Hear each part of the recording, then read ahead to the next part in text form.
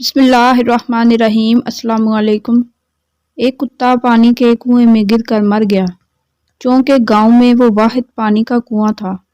लोग भागे भागे गांव के मौलवी साहब के पास पहुंचे और इनसे पूछा कि पानी को कैसे पाक साफ किया जाए।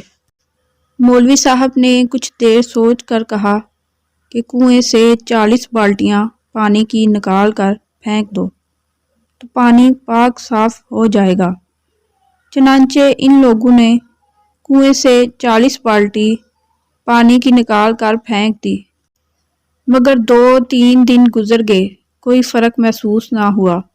तो वो लोग फिर दोबारा मौलवी साहब के पास पहुँचे और कहा, हजूर आपके कहने के मुताबिक हमने 40 बाल्टियाँ पानी की निकाल कर फेंक दी, मगर पानी अभी भी बदबूदार है। मौलवी साहब ने पूछा, क्या तुम लोगों ने कुत्ते को निकाल कर 40 बाल्टियाँ पानी की निकाली थी?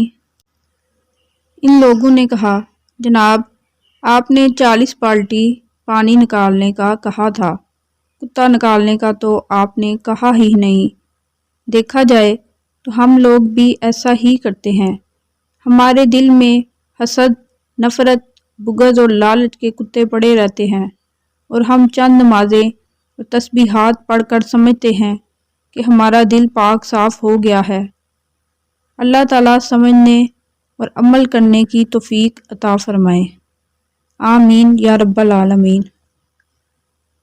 अगर वीडियो अच्छी लगी है तो लाइक और शेयर ज़रूर करें और चैनल को सब्सक्राइब करना ना भूलें और कमेंट सेक्शन में अपनी राय का इजहार ज़रूर किया करें। शुक्रिया।